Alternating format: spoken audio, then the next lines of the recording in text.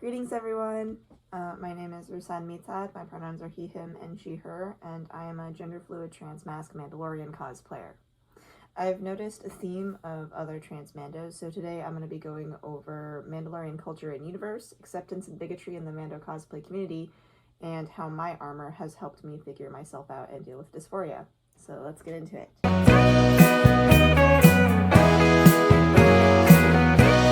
First off, I'm going to be going off of Legends Mando culture here. As much as I enjoy Disney canon, there's some issues with the lore that don't quite fit into what I'm talking about here. That's a topic for another video. The most core part of Mando culture is, of course, the WrestleMare, a set of 6 tenets that all Mandalorians live by. However, there's a vast list of other phrases and values that impact Mandalorian culture. I'm going to start off with Sin Vitin. The concept of Sin Vitin is white snow or a fresh start. When you become a Mandalorian and you live by the WrestleMare, your past no longer matters. Anyone who is willing to leave their old life behind and take up the WrestleMare can be adopted into the ranks. This makes, or should make, Mandos an incredibly diverse group of people. Next up is the language itself. In the entirety of Mandoa, there is exactly one gendered word, which is the word for woman. Even the word for man sometimes has gender-neutral uses, and there's only one third-person pronoun, which is Keish. Mandalorian society is neither matriarchal nor patriarchal, rather power-based. And when described in the books, the Mandalorian armor is gender indistinguishable, as well as for most beings, species indeterminate. You put the bucket on, you are just a Mandalorian. Much of this is not represented in Disney canon, but again, that's a topic for another video. Overall, Mando culture, as described in the books, is inclusive, diverse, and does not give a shit about your gender. So, all this goes to say that not only do I not think that transphobia should exist inside of Star Wars, but also Mandalorians specifically are a culture that would make sense for them to fully accept trans people, because nobody cares about what you were born as, they care about your actions. And therefore it makes sense that a lot of trans people would be very drawn to Mandalorians and their culture.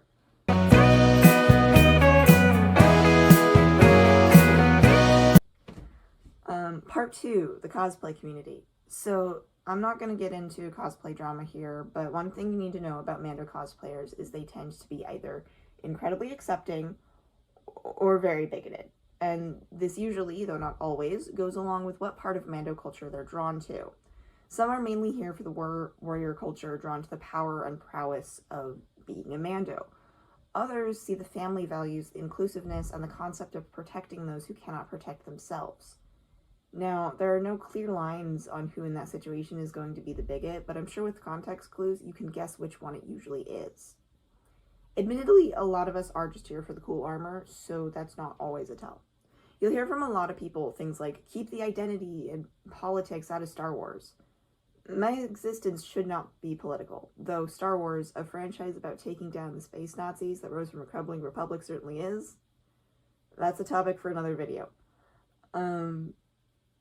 An unfortunate amount of clubs will let transphobia, ableism, and homophobia slide under the rule of keeping politics out of cosplay. Blatant sexism and racism are less prevalent, but certainly still there. If you're marginalized, not every Mando is your friend, but to be very clear, a lot definitely are.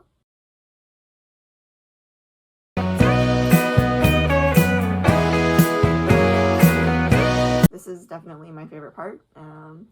Let's get into it. I mentioned in the book that in the books, Mandalorian armor is described as gender neutral. However, if you've seen it in the shows, it becomes very clear that's not how Disney portrays it. However, that can be really nice actually when you're trans, so let's get into that. Buckets tend to be gendered with curved visors for women and straight T-shaped visors for men. So something as simple as changing out your helmet can be very gender affirming.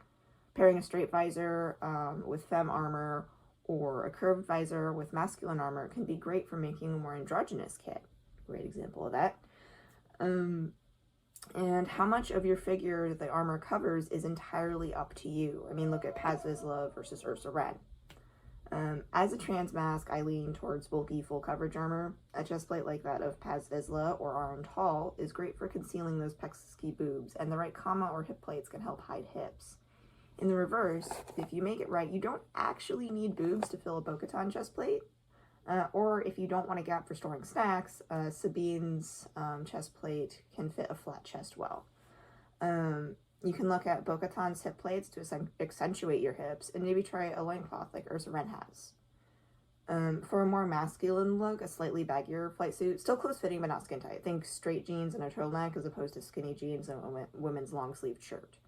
Or for a more feminine look, you can opt for a more skin-tight suit. Bulkier armor in general makes me feel more masculine. Not a rule, just my personal preference. Particularly on the legs, and shoulder armor can like make your shoulders look wider than they are. I'm someone who does not pass. If I'm in everyday clothes, it's once in a blue moon that someone actually thinks I'm a guy at first look. However, in Mando armor, I often do pass in person. As a giant freaking nerd, sure, but also as a guy.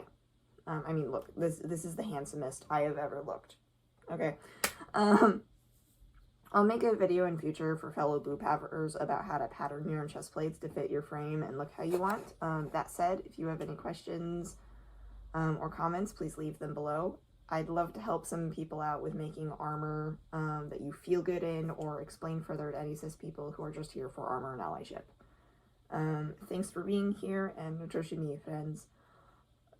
Also, if you're a family member or friend of mine who just found out I'm trans because of this video, hi.